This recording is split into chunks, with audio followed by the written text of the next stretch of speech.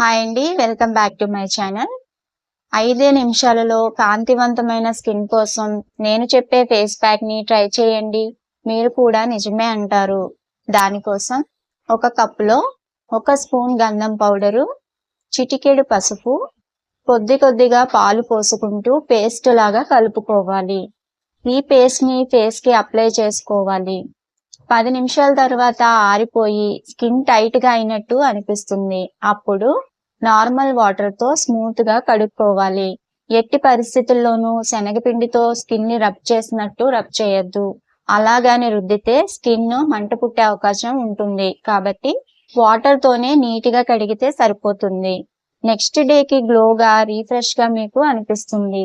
Maximum ఈ paste ని మీరు నైట్ అప్లై చేసుకుంటే బెస్ట్ రిజల్ట్ ని చూస్తారు. లేదంటే మీ టైంని బట్టి ఏ టైంలో అయినా యూస్ చేసేసుకోవచ్చు.